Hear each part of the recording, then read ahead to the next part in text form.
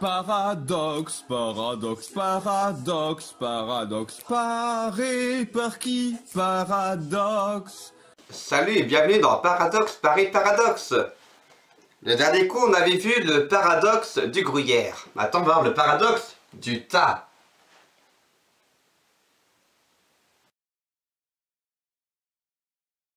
Le paradoxe est celui-ci. C'est simplement une question qu'on peut se poser. À partir de combien de grains? Donc par exemple, un tas de cailloux. C'est à partir de combien de grains c'est à partir de combien de cailloux est-ce qu'on peut dire qu'il y a un tas de cailloux? Est-ce que un caillou c'est un tas? Non.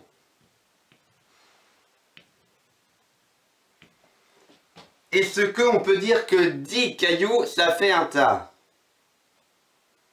Ouais, peut-être. 10 cailloux, à peu près un tas. Mais il n'y a pas qu'en fin de compte, pour donner un nombre précis de cailloux pour faire un tas, ou alors de grains de sable pour faire un tas, et bien en fait on ne peut pas vraiment donner. Ce qui fait qu'en fin de compte, la définition du tas, ce ne serait pas par rapport au nombre de cailloux, mais plutôt par rapport à la forme. Par exemple, si on met 5 cailloux comme ça fait pas un tas. Par contre, si on en met comme ça fait un tas. Donc du coup, un tas, en fin de compte, ce serait plus par rapport à la forme que par rapport à la quantité. Ça peut pareil que pour dire pour une montagne. À partir de combien de mètres est-ce qu'on passe d'un mont à une montagne? D'une colline à un mont et d'un mont à une montagne.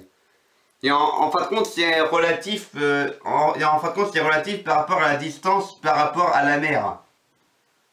À la distance de la surface par rapport à la hauteur de la mer. Ce qui fait que du coup, eh bien, en fin de compte, étant donné qu'il y a toujours cette histoire du niveau d'eau qui monte ou qui descend, eh bien, cela fait que c'est relatif aussi. Donc voilà, du coup, pour le paradoxe du tas, c'est plus par rapport à la forme que par rapport au nombre d'éléments. Voilà, à la prochaine.